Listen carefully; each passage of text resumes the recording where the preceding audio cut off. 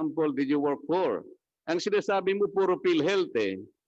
Ang pinagsasabi pong mga departments eh, you have not exposed your ability to head all these departments. Anong may pagmamalaki mo, for example, dun sa information technology? To make us believe that you are competent enough to manage that information technology.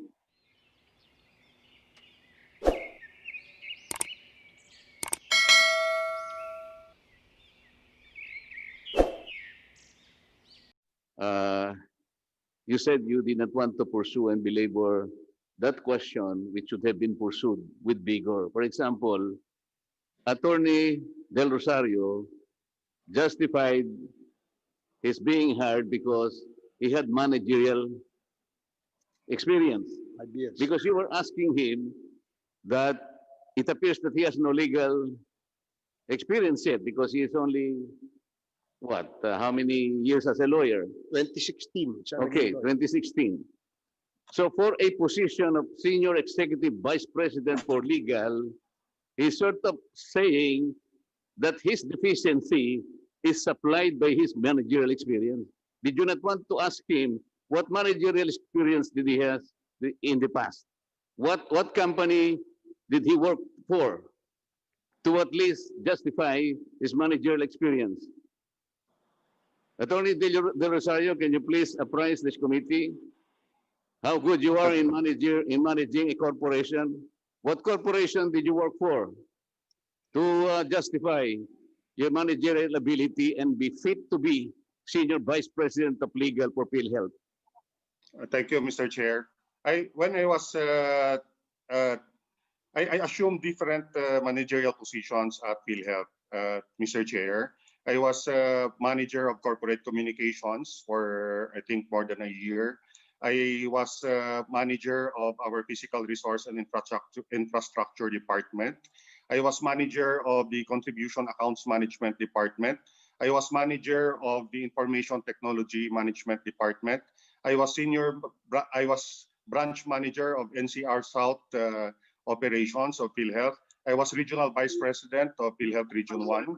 I was regional vice president of PhilHealth Region 11. So I was also, prior to that, I also have supervisory experience as division chief of the corporate planning department. I was also a supervisor when I was assigned as... Can you please stop for a while? We are expecting that you will be able to explain to us how many corporations, for example, did you work for? Ang sinasabi mo puro PhilHealth eh. Ang pinagsasabi pong mga departments eh, you have not exposed your ability to head all these departments. Anong may pagmamalaki mo, for example, doon sa information technology? Sabi nga ng president ninyo, ito nga yung ugat ng pinagmumula ng anomalya eh. So okay, you tell us, naging manager ka ng maraming departamento, does that give you a justification of your managerial acumen? Yes, I believe so, Mr. Chair. Since the selection board has endorsed my application, and for the record, they did not only apply for the position of SVP for legal. I applied for 3 positions. So it was the selection board and ultimately the PhilHealth board that decided on my application. Now, the CSC has already validated my appointment based on the qualification standards approved by them. So I don't think it's fair to malign my person because of your opinion that I am not qualified for the position, Your Honor, with all due respect. We were asking you to justify the managerial acumen that you are telling us that have supplied your deficiency in the legal issues here. Ngayon, sinasabi mo that you are qualified, but that is your own opinion. Somebody, for example, this committee will be in a position to assess and evaluate you. And I think... Thank you for that. Thank you for that, Mr. Chairman. The records, we have already submitted to the House of Representatives the records of the accomplishments of the legal sector. And you will see that during my limited time in PhilHealth, the number of investigations increased, the number of resolved cases increased, and the loopholes that were identified in the policies were plugged. So, Okay. I think you just have to look into the records, Mr. Chairman. I'm not... Attorney, Mr. Excuse me. Chair, Attorney Del Rosario, maghintay ka lang sa sinasabi mo. You're opening a can of worms now, ha? Pupuntahan kita mamaya. Tingnan natin yung sinasabi mong napakarami mo nagawa sa PhilHealth. Limitado po kasi ang oras namin, kaya as much as possible, iklian mo yung iyong sagot. The reason Yes, why sir. I wanted to establish and ask you those questions, kasi nga po, isa sa mga nakita nating loophole or flaw doon sa pagpapatakbo nitong PhilHealth, mukhang wala hong mga legal basis yung mga desisyon na ginawa ninyo, no? Example, yung IRM, we were asking you, anong legal basis nyo? Unang-una, interim reimbursement mechanism. Reimbursement dito, ba't kayo nag-a-allow ng cash advance? So dapat yung SVP legal would have given an opinion and perhaps even stop the implementation of such, no? Anyway, let the Congressman Marcoleta deal with you on that particular issue. Babalikan ko lang ulit yung sa Accenture.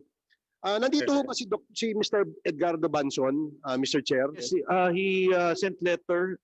If possible, he will be attending this Thursday because he's now with ADB, Asian Development Bank. Do you have any more questions to Attorney Del Rosario? Yes, Mr. Chair. Yes, go ahead. Uunahan ko nga sana po si si Attorney Minerva Retanal ng NBI Anti-Fraud. Nandito rin po ba? Letter of PhilHealth stood on a firm ground. Totoo yung sa inyo. Tama? Yes, sir. Ang problema, bakit imbes na ang PhilHealth ang magdemanda sa HMI, who is then managing Cardinal Santos, nakakapagtaka naman, ang nagdemanda pa sa inyo ay yung HMI. Baligtad ang nangyari. Ito, madaling sukatin ito eh. The processes taken by PhilHealth is very suggestive of corruption. I will tell you. Imbes na kayo po ang magdemanda, siguro kahit i-demanda nyo ng estapa siguro yun, or any other criminal cases adaptable and suitable for them, hinintay ninyo na kayo ang i-demanda ng HMI. And the case was litigated somewhere in Pasig City, correct? Branch 130 of the Regional Trial Court. Ngayon, ang lumitaw po, Mr. Chair, hanggang sumabot kayo sa judicial accounting. Honorable Mercoleta, mabilis lang po.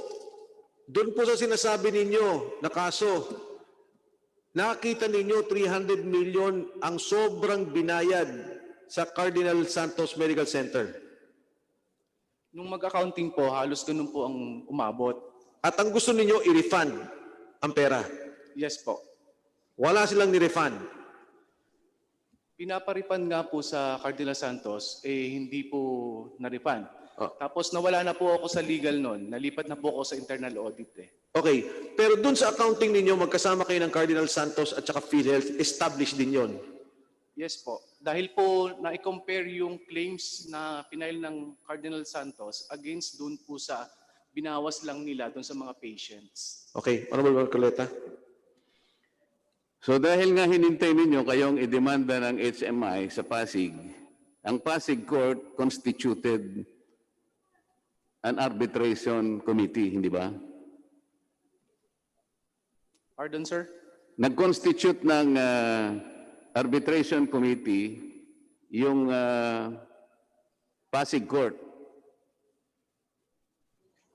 Sorry sir, hindi na po ako privy dun sa transaction po doon. Ako po lamang ang participation ko lang sir is the audit on the claims filed by Cardinal Santos na straight lang na binabawas nila sa lahat ng claims ay 3,000. And then the Cardinal Santos will file a claim in PhilHealth na magre-reimburse sila for higher amount. Yun po yung aming transaction ko lang po nung sa Cardinal Santos. Pero hindi nga po ganun ang nangyari eh. So imbes na yung 240 million na inyong pinare-refund sa kanila, ang sinetel na lang through the court is 70 million pesos. So ang nawawala po sa PhilHealth ay 170 million pesos. Tama po. I don't have a personal knowledge, sir. Kasi po si Attorney asunsyon na po yung SBP Legal, tapos na po kasi yung audit. So, Eh sino po kaya ang nakakaalam noong pagkaka-refund ng 70 million pesos na lang out of 240 million? Kasi dito makikita ninyo, palaging dito tayo umiikot, yung pag-aalaga ng pondo, yung pagmamalasakit sa pondo, walang masyado kaming nakikita eh. Kamukha nito, meron naman palang basihan na i-refund yung 240 million. Meron naman kayong, nag-join na kayo ng accounting. Noong lumalabas na yung 240 million, tumigil ang HMI. Ang nakakapagtaka, ba't pumayag kayo na kayo ang idemanda sa korte na baligtad ang pangyayari? Okay? Hindi ko sinasabing may corruption sa korte, pero ito yung sinasuggest eh. Yung 70 million na lang ang ibinayad ng HMI. Bakit naman tinanggap ng PhilHealth? Ito po yung nakakapagtaka, Mr. Chair. Bago pa sila tumanggap ng 70 million, nagkunwari pa sila na kumuha ng legal opinion sa OGCC. Yung OGCC, kung babasahin po ninyo yung opinion niya, hindi po opinion eh. Mr. Chair, humingi ng opinion yung PhilHealth kung tatanggapin na nila yung 70 million. Alam po ninyo kung ano yung sinabi ng OGCC? Hindi opinion eh. It's a one-page letter. Reply to the request of PhilHealth for opinion. Sabi ng OGCC, kung inaakala po ninyo na itong pinresent nila na 70 million ay ayon naman sa inyong sarili kanyang paniwala, eh pwede na.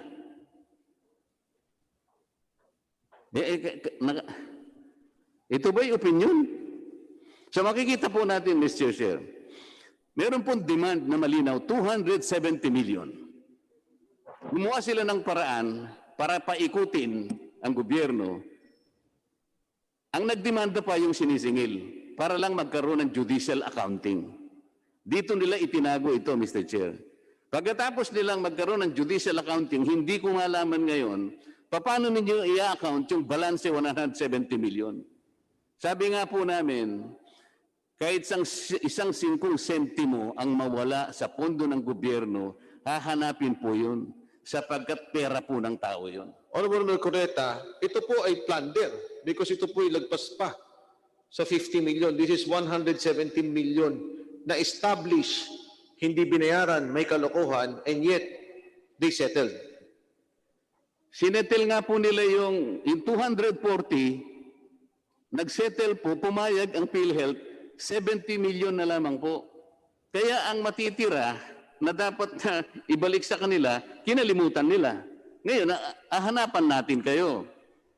Ibig po ba ninyong sabihin, nung mag-settle kayo in the amount of 70 million, ganun na lamang po ba yun? Ano pong sasabihin nyo sa miyembro ng PhilHealth? Paano po ninyo i-account to the last centavo yung 170 million na pinayagan nyo mawala sa pondo ng PhilHealth? Ito po yung tanong eh.